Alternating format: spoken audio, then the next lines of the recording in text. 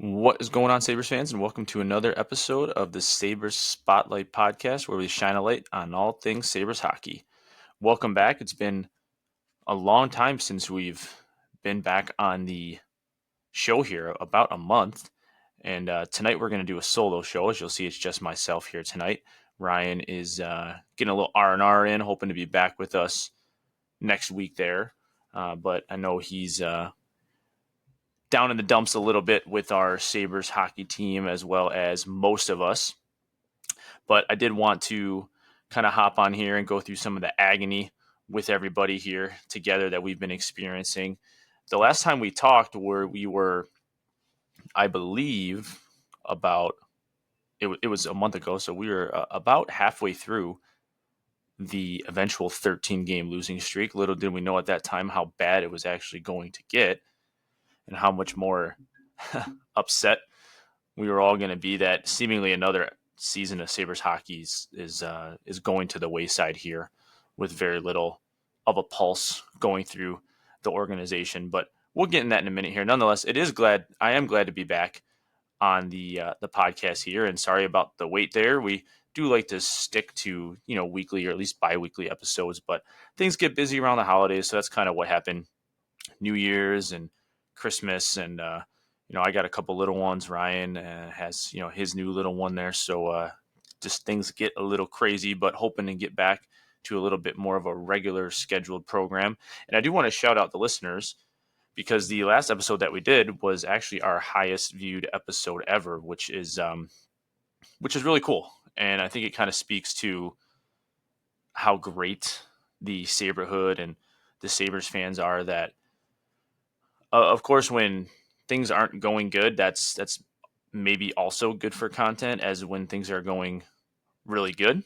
But albeit it's never fun to experience that, and we appreciate everyone who kind of tunes in here and goes through it with us. So shout out to everybody. That episode, if you listened, or if you haven't listened, go back and listen, because I think it was a good episode. Was the Kevin Adams talk after his press conference with the infamous palm tree quote, and gosh, all of that nonsense that Kevin Adams talked about. And there's been a lot of fun, a lot of memes that have come from that press conference. But thanks to everybody who listened, and we're super excited to kick off the new year right, and hoping that the Sabres can do a little bit better in the second half of the season, as we are now officially halfway through the season. We've had 41 games, and that's a good enough sample size to kind of know what this team is, what we can probably project for the second half here.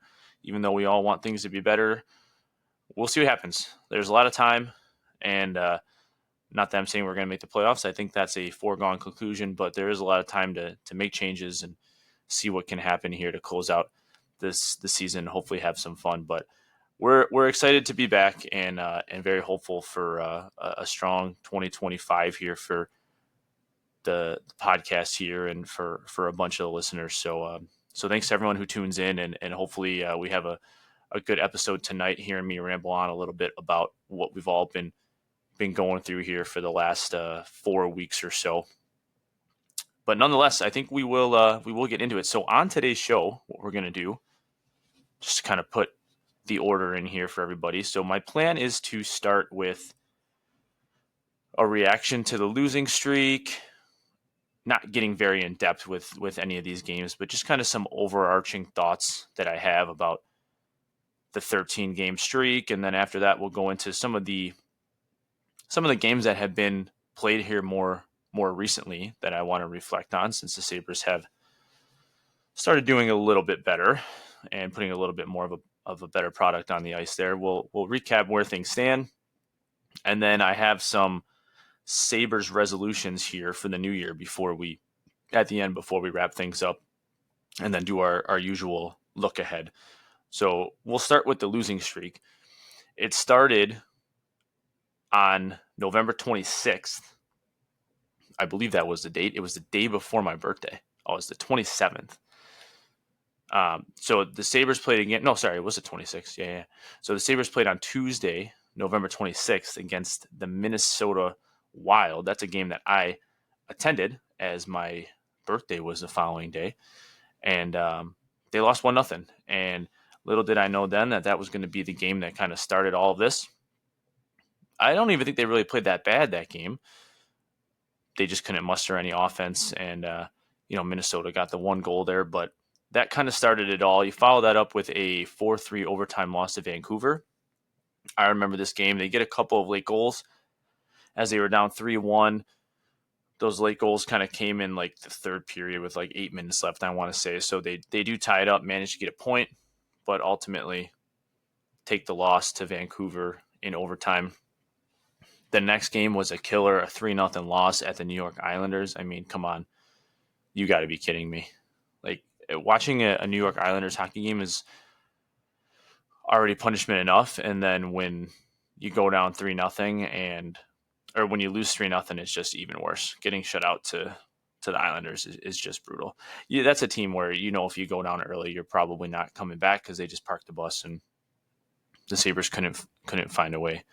But right there, I mean, you got 2 shutouts in 3 games to start the streak here. Then the next loss was probably the worst loss that everyone was freaking out about, and rightfully so, a 5-4 loss versus Colorado, where you start the game up 4-0 and lose. And I want to say, someone that's listening can correct me if I'm wrong in the comments on the show or on YouTube, but I want to say this is the first time that's ever happened in Sabres history. Again, this was a few weeks ago, but I feel like that was a stat that I remember that we've never in 51 years have lost a game after being up 4-0, and it makes sense. It's kind of hard to do, but Sabres find a way to do it. So they lose 5-4 to Colorado. Even worse that game was at home. Then a 3-2 overtime loss against Winnipeg.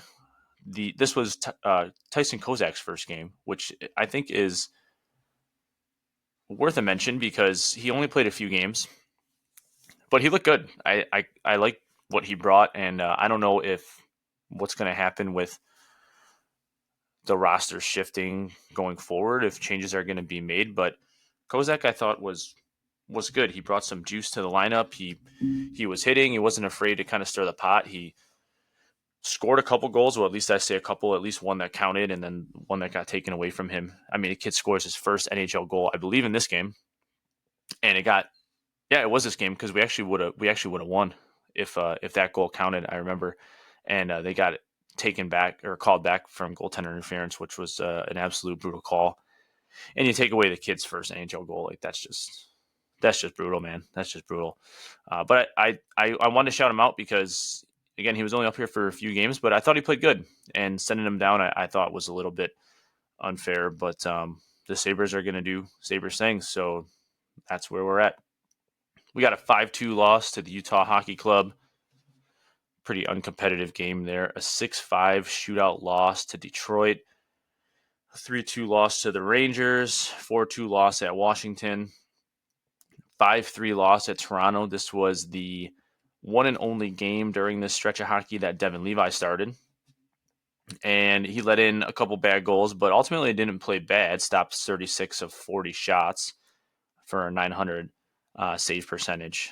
And this was a back-to-back, I believe, with Washington and Toronto. So everyone was kind of wondering if Devin Levi was going to maybe get a start, and he did.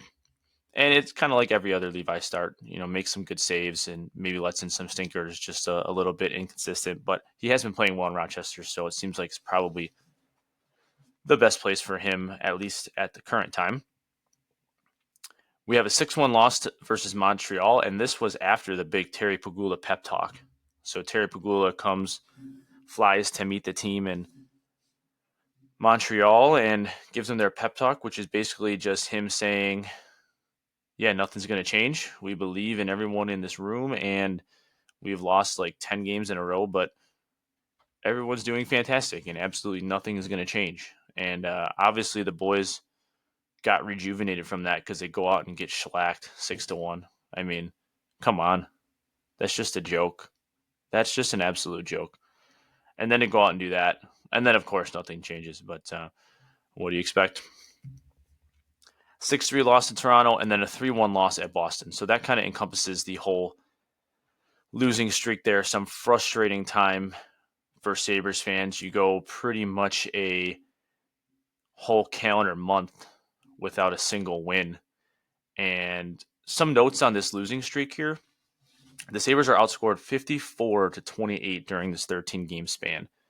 Just for reference, that's 4.15 goals against per game and 2.15 goals for. So pretty much, so exactly two more goals allowed a game than you're scoring. That's just not going to get it done. I mean, you're not going to win a lot of hockey games letting that in. Now that there was nothing that was really clicking during this time frame. Defense was poor, goaltending was poor. Obviously, we couldn't score.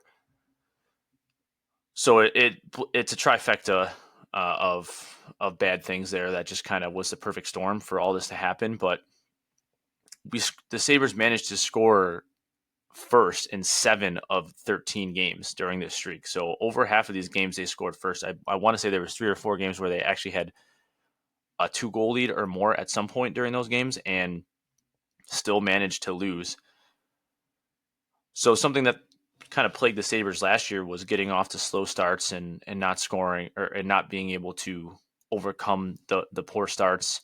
This season, it's almost the exact opposite. Starting off decent, getting some good fortune in the first period, and then just not being able to close out games. So it's a bit frustrating to have 80% of your roster be the same and supposedly improved, yet you can't win one way one year and you can't win one way the other year. So there's just who knows what the answer is there and what's going on, but something that clearly has to get figured out, or things need to shake up to help solve that dilemma a little bit.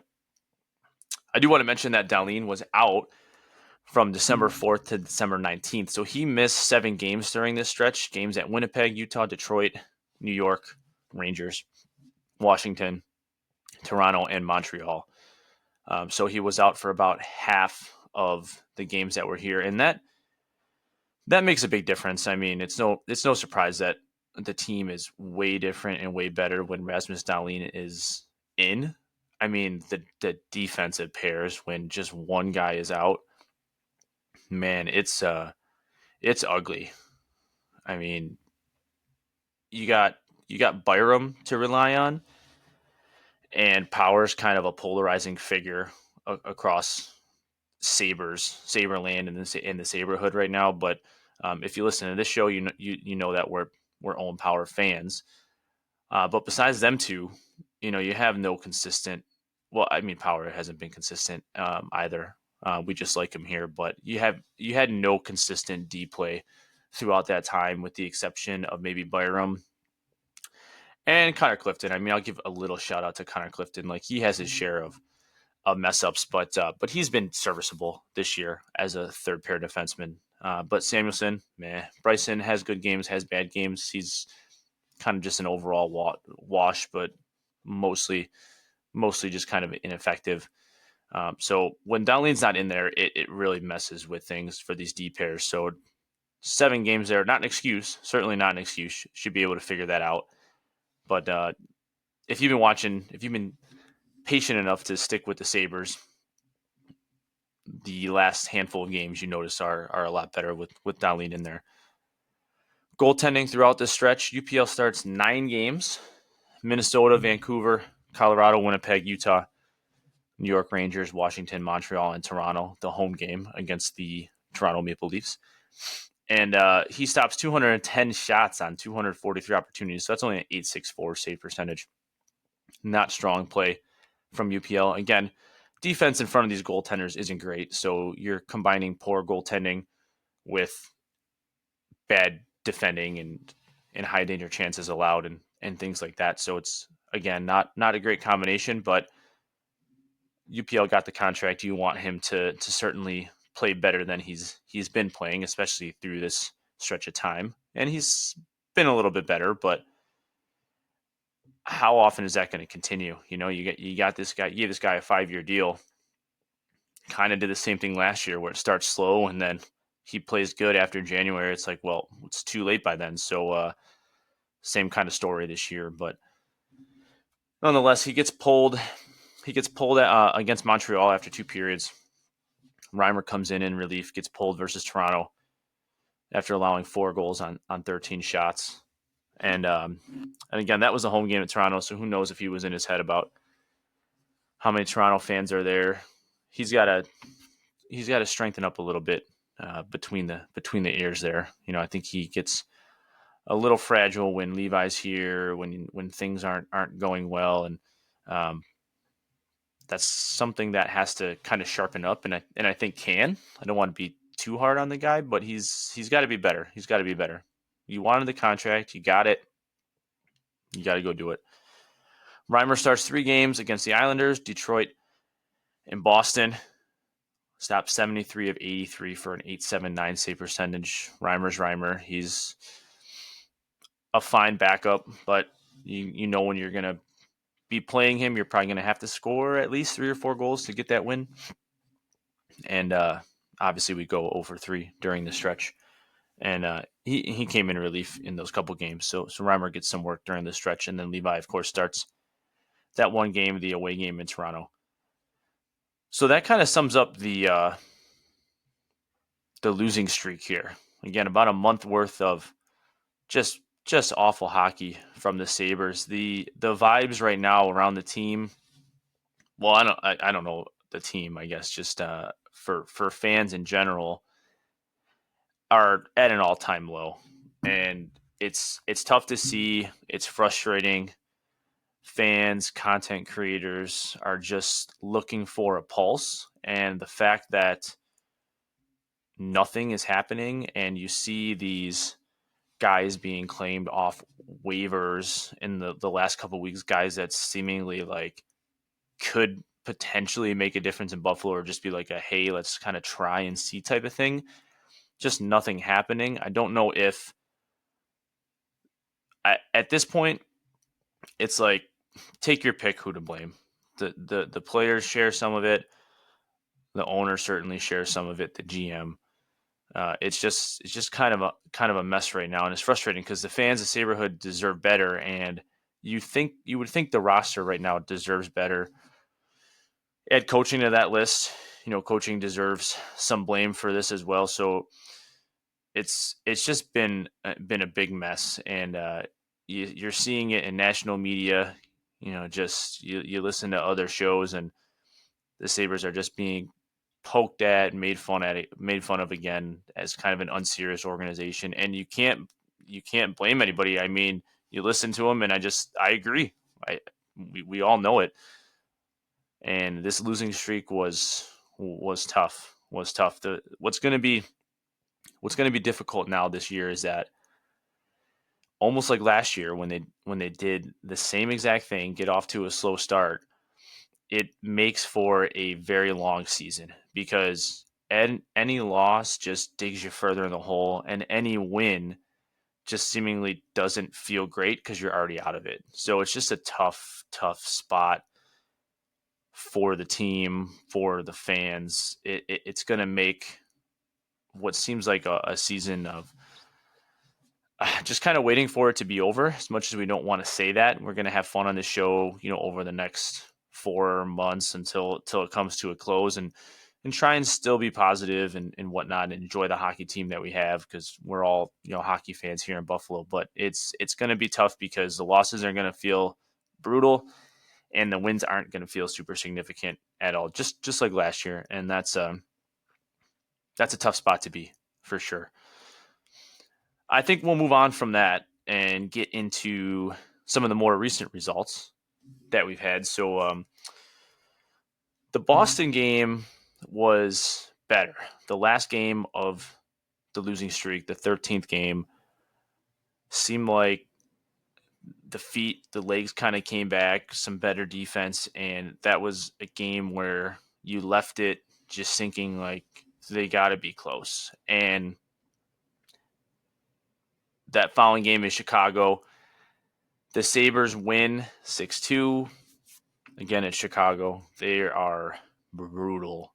I mean, they look horrible. If you watch the Winter Classic, they got nothing going on. I mean, Bedard's a good player, but he's got nothing around him, and he hasn't been exactly like a world beater. You almost wonder if like not saying Michael Celebrini is going to have a better career, but Celebrini is playing really good over in San Jose, and that kid's fun to watch. And he just looks more to be more influential right now than Connor Bedard. But we'll see what happens as we go. But the Sabres get a win, 6-2. Alex Tuch gets a hat trick. Zach Benson scores his 6th goal of the season. He had 6 shots on goal. I remember his goal. It was just an absolute laser of a pass from Dahlin. Blue line to basically the crease, across the hole, across the house, right across the ice to Benson. He just taps it in. It's great. Cousin gets his 8th goal of the season. Jack Quinn scores his 5th goal of the season, which at the time was his 4th goal in last 6 games. They got out to a nice lead here, 4-0 after the first period, and that number is significant because we all know what they did against Colorado, but they end up closing this one out against a weak Chicago team. So you would hope that they didn't choke this one away. Outshoot Chicago 35-17. Power plays 0-1, penalty kills 1-1. UPL only sees 17 shots, but stops 15 of them for an .882 save percentage. So a game that the Sabres should have won and did. UPL didn't face a lot of danger. Chicago didn't really threaten much in this game, aside from a handful of chances. But the Sabres get the win after a long, long streak. The next game, the Sabres win again. So we got game 37, Sabres 4 and St. Louis 2. So you get goals from Krebs, Tage, Zucker, and Kulik, who gets his 7th of the season. Krebs gets his 4th, Tage his 18th, and Zucker his 10th at the time. But this was a game that they seemingly didn't really play all that great. I think St. Louis outplayed them in this game. They were outshot 37-16. Power play goes 2 for 3 though, so special teams kind of comes through, and the penalty kill is 4 for 4. UPL stops 35 of 37 for a .946. So you get a nice rebound game here from UPL after some of the inconsistent play as of late. And I remember Kulik going coast to coast to put the game away. I don't even know if that's what you call it. That's just my again, someone can correct me here. You guys all know I'm not the hockey guy here. Ryan's the hockey guy, but I grew up playing basketball. We would call it coast to coast, so I don't even know what you would call it in the NHL. But he goes from one end of the rink to the other. What blue line to blue line, maybe? Someone's going to be rolling their eyes at me hardcore right now. But I remember he pokes it away from the attacker and then goes right down the side of the ice and puts it away. And that was, I believe, that was the 4th goal. So that kind of iced the game. Kulik's been playing good, at least good enough to know that he's an NHL player. So this was nice to see. He's coming along, which is good. Game 38, Sabres lose. Dallas 4, Sabres 2. UPL plays pretty good. I think he kept us in this one for a while. He stops 29 of 32 for a .906 save percentage. Sabres are outshot again, 33-23. This is a game that probably could have been a lot worse if UPL didn't play as good as he did. The Sabres didn't really generate much in this game. Get goals from Malenstein, his 4th of the season, and Zucker scores his 11th of the season. But Dallas was just too much for the Sabres in this game. I think the Sabres beat Dallas last time they played them. So, going 1-1 against them is really not bad on the season. But you could tell that Dallas is kind of banged up. Dallas didn't even have all their guys in this game, and they still poured it on for the most part in this game. So Sabres dropped that one in Dallas. And then, oh man, I don't know what it is about Colorado that the Sabres team just do these remarkable things, but the Sabres blow a 5-3 lead in Colorado with 4 minutes left in the 3rd period. So they're up 5-3. They give up a couple goals, go to overtime, and then they lose 48 seconds in the overtime. I think it was Devon Taves who put the game away. This was Byram's return game to Colorado, which he scores in. I think he scored the 2nd goal, somewhere around there. Zucker has a hat trick. So it gets his 11, 12, and 13th goals of the season in this game, or 12, 13, and 14 in this season. He's been on a tear, just the power play monster. But he gets a hat trick in this game. Benson scores his 7th goal this season, and this was an interesting goal. So much craziness after the game. Well, during the game and after the game. I mean, I heard like people were like Benson was getting death threats and things from this play. So if you didn't watch the game, and if you didn't, I don't blame you, because it was a late start. I think this game started at 9, so it didn't end until almost 12. And if you stayed up to watch it, you were upset. You stayed up to watch the Sabres just lose in another immaculate way. But so Benson scores after his leg is kind of sideswiped from the defender, and I forget who the defender is. And Benson basically falls on Wedgwood's skate and injures him. And so Benson gets up right away because the whistle's not blown, and he gets scores on like a wraparound goal while Wedgwood is down. And the Avalanche and Jared Bednar, they challenge the play.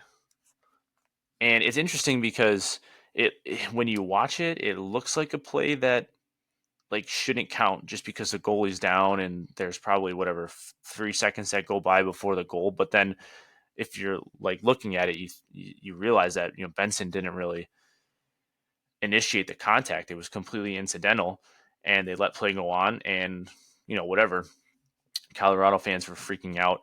But I wanted to put in here a quote. Ultimately, it didn't matter because the Sabres, did their Sabre thing and let Colorado come back and win this game. But Lance Lasowski on X asked Benson about this, and I'm going to read his whole quote here. He said, "I don't understand why people are so mad. I obviously had no intent at all to go close to the goalie. I didn't even really know he was injured until I saw the video after. If you watch the clip, I had my head turned to the play.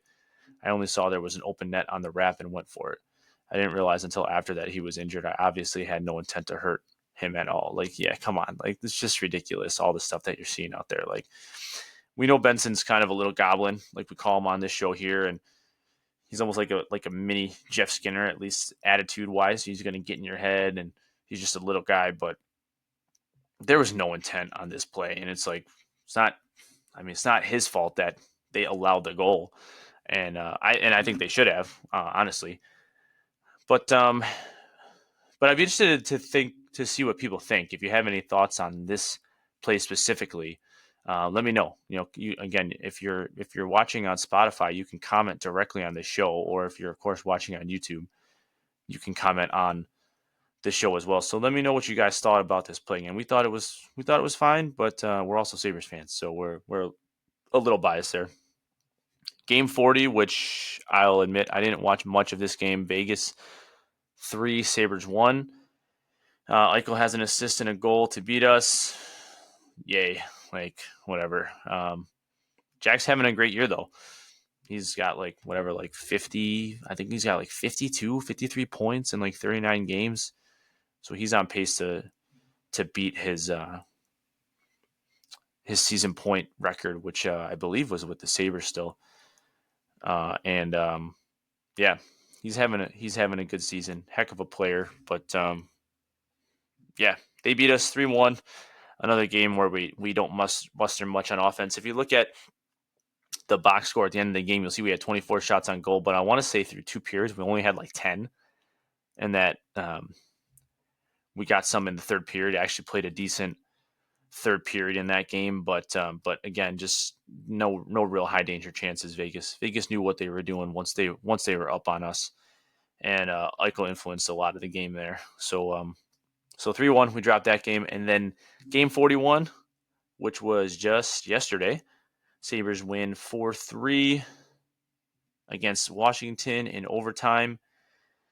And it was fine. I think it's very similar to the Vegas game where the first couple periods weren't the greatest, but maybe a better third period. You wish they could just close it out. And I think they were up 3-2 kind of later in that game, and then Washington ties it up on a play like Owen Power was in front of the net, and he did lift the stick of the defender, but just like crazy things happen to Owen Power when he's in front of the net. So the shot kind of gets deflected in. I think there was only like a few minutes left, and then the Sabres go to overtime and get the win in overtime. So that's where we sit right now. So if we look at the overall standings, probably not what everybody wants to hear right now, but as of the recording of this show, which is January 7th, Tuesday night, we're at the official halfway point of the season. The Sabres are in last place in the Eastern Conference with a record of 15, 21, and 5. That's good for 35 points. Just for reference, through 41 games last season, the Sabres had a record of 17, 20, and 4. 38 points last season. So it's just kind of the same, you know. I mean, it's frustrating. The Sabres were clearly counting on a slightly improved roster and Lindy to have a bigger effect than they've had so far, and it just hasn't worked out. You know, I mean, you lose 13 games in a row. 13 games in a row. Even if you win half of those games, if you win 6 of those games, it's way different. It's way different. You're what, 21, 15, and 5? Oh my gosh. You're right in the mix. Right in the mix. Crazy. Just kind of crazy what's transpired here. But again, we're going to keep doing our thing here. But as you can see, slightly better last season, and we'll see where things finish. As everyone knows, the Sabres played better at the end of last season, and that's because there's no pressure, right? That's kind of what they do. But we'll see what they do this season. Again, now that there's no pressure, and yeah, it's just gonna be tough. I have some resolutions for the Sabres going into the new year. So we'll get into those now, and then we'll take a quick look ahead at the schedule for the next couple weeks and see where we can hopefully project the Sabres to be. The number one resolution I have for the Sabres is they got to stay healthy. This team does not have a ton of depth. I thought there'd be more depth going into the season. That has not been the case. That was clearly a misjudge on my part. And this is a team where it seems like these last handful of games, Lindy has the lines figured out a little bit more. Greenway being on long-term IR kind of puts a wrench into things because I think the team is definitely better when Greenway's on the ice. But the lines that the Sabres have been rolling with lately have seemed to be better. The top line with Zucker up there with Tage and Tuck, I like that. You have kind of the reunion of the kid line with Cousins, Quinn, and Peterka. That's been better since Quinn's been recovering some form as of late. And then you got kind of that new kid line with Kulik centering Krebs and Benson, and that line has been doing well. So it and then you got your fourth line there, which is, you know, kind of a mixture of the same 3 or 4 guys. But I kind of like where that's at, and I think there is some opportunity for results to be a little bit more consistent with those lines. But with Greenway on long-term IR, Dahlin just getting back from his injury a handful of games ago, and then Jack Quinn always kind of being somewhat of an injury concern, but staying healthy so far. It's important for this team to stay healthy if they're going to have any chance of success. And what is success for the rest of this season? Just like playing fun hockey. Like the fans all know that the playoffs are not happening this year. I believe at this point we have less than a 1% chance. So the season's done. It's not going to happen. But can you just play fun hockey, keep people entertained, for 41 games. That's only going to happen if they can stay healthy and stay off the IR. Health's going to be imperative for this team to succeed going forward. Tage is another guy who's gotten banged up historically. So Samuelson, always has his stuff. So there's been some injuries that have plagued this team through the years, and they got to try and find a way to stay healthy. Now this is not necessarily up to them. I mean, these injuries a lot of times are freak things or unpredictable. So as far as what can the Sabres do to work on this stuff, they're all they're probably all doing, as far as like hitting the weights and injury prevention and diet and stuff like that. But hopefully that the luck or the health coin lands their side more often than not in 2025, and we can enjoy some more wins as a result. Number 2, the second resolution I have for the Sabres is to go through a little personal growth and find their identity.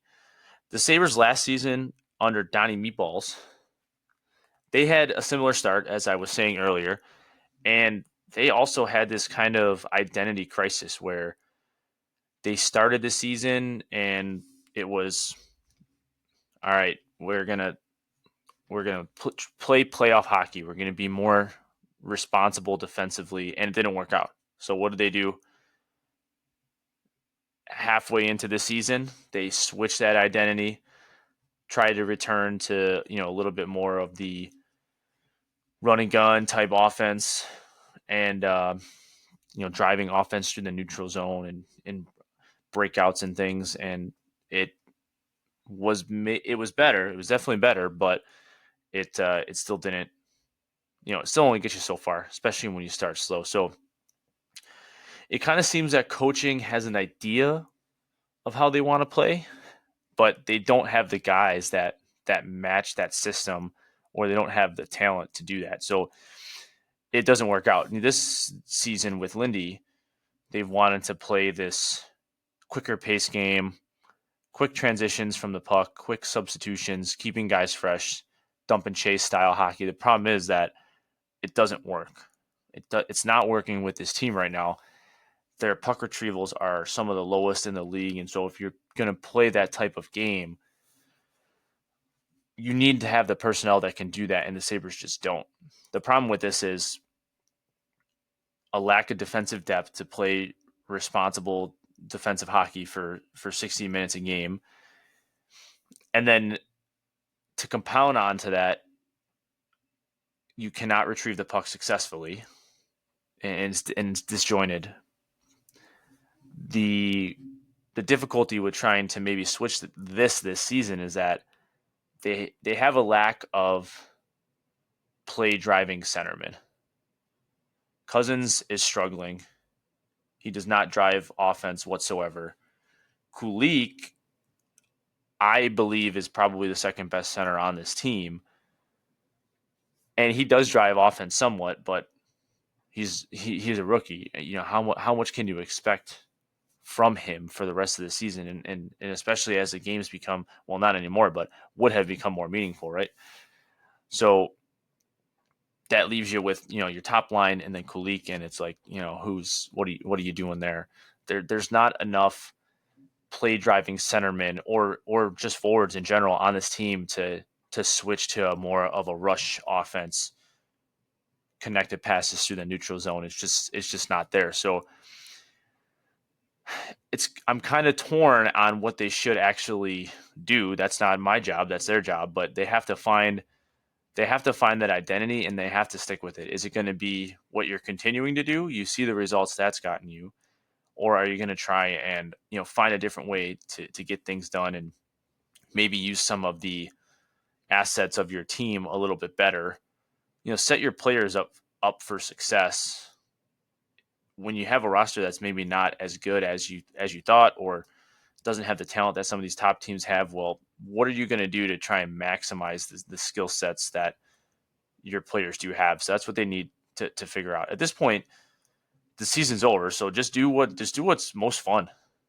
and might lead to a little bit more success. I personally, and I don't think anybody else has any trust whatsoever in Kevin Adams to actually make the roster better or solidify the moves that they need to make to play the style that they're looking for. So the answers aren't coming externally. If they do, and Kevin Adams makes a move for Pedersen or whatever, if they make a move, that'd be great.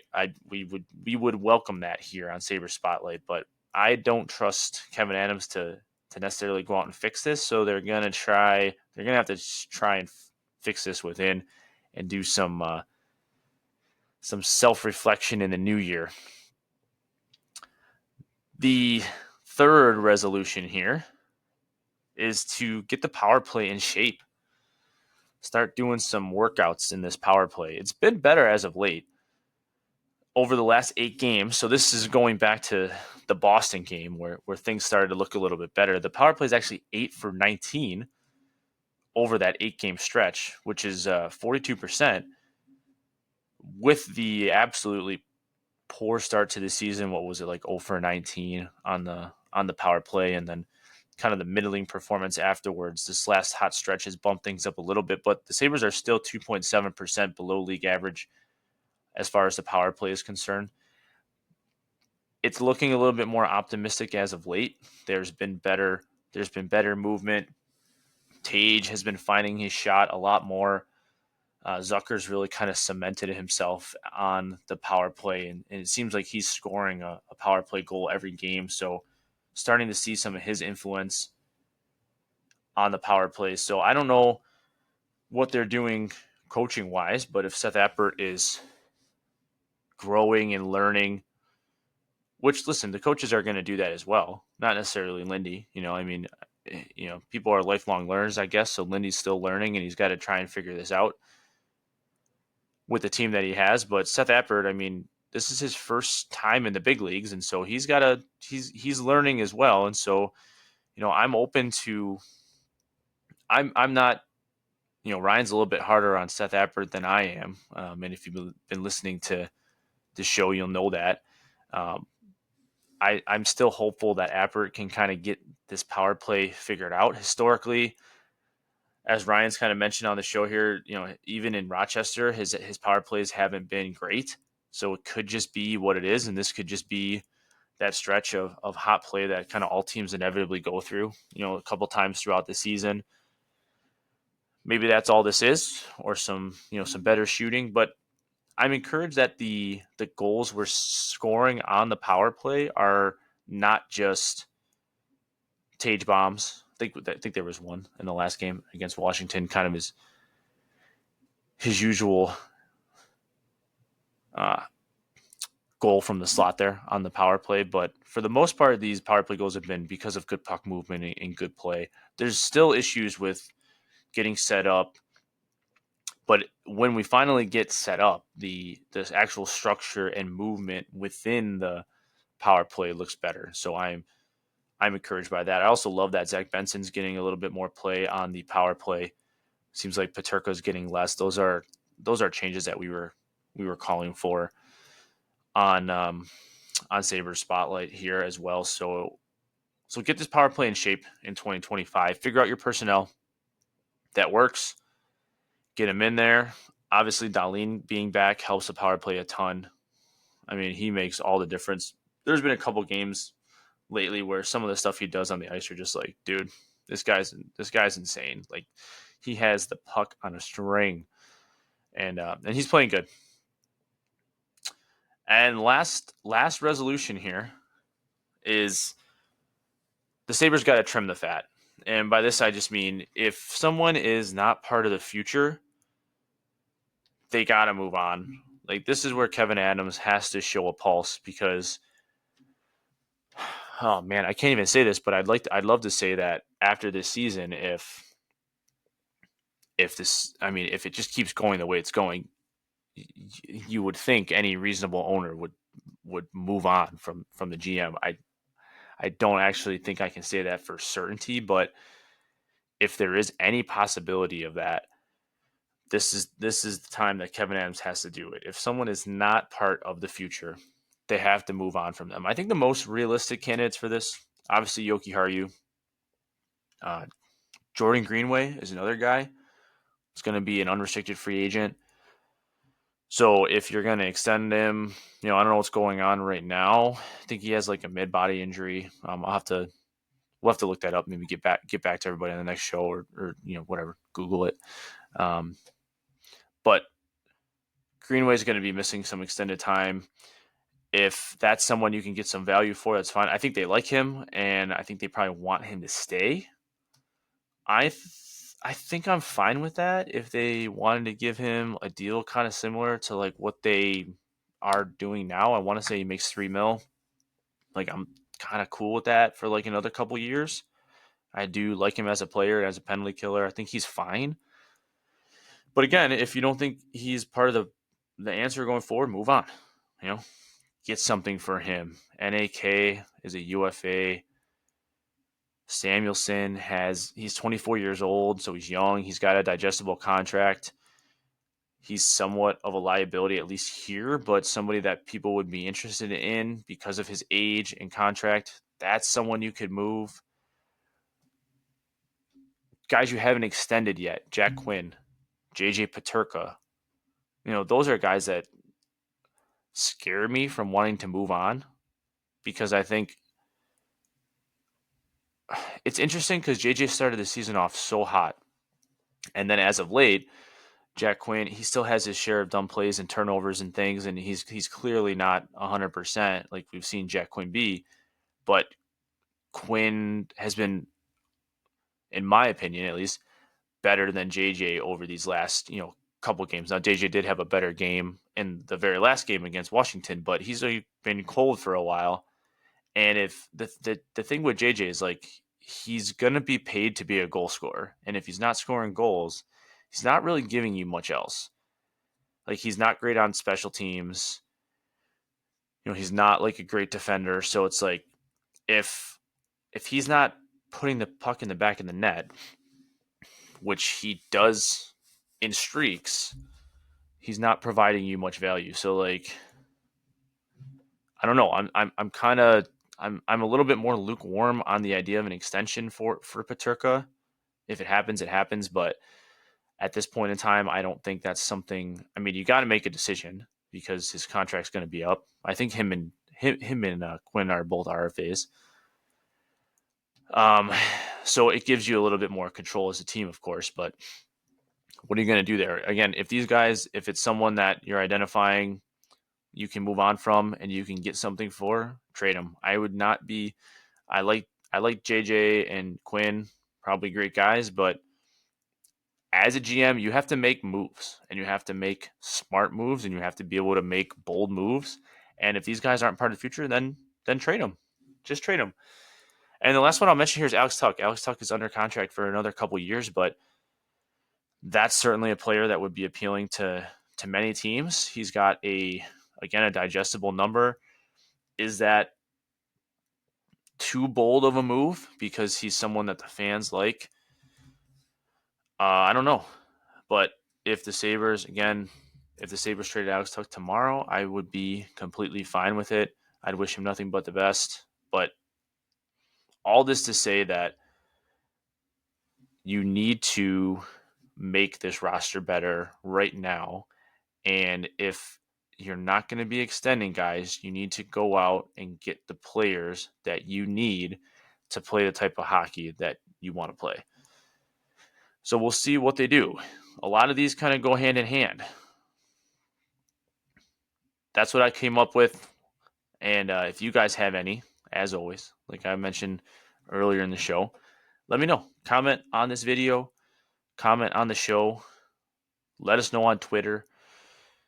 Reach out to us. What are your New Year's resolutions for the Buffalo Sabres in 2024 or in 2025 as we look to hopefully turn the page on a pretty bad 2024 for Buffalo Sabres hockey. All right, let's look ahead. I'm going to take on my phone here and see what we got here. So Sabres have 4 games remaining over the next 2 weeks. 3 home games and 1 away game. So Sabres have a pretty big matchup against, I mean, I use the word big loosely, right? Because these games are all kind of meaningless right now, but a rivalry game. They got Ottawa this Thursday night, 7 p.m. Then you got 3 home games in a row. Seattle on Saturday. That's a 4 o'clock game. Carolina on Wednesday at 6, and then Pittsburgh on Friday.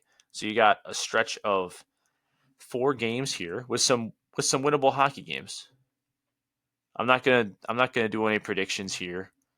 It's just not worth it right now.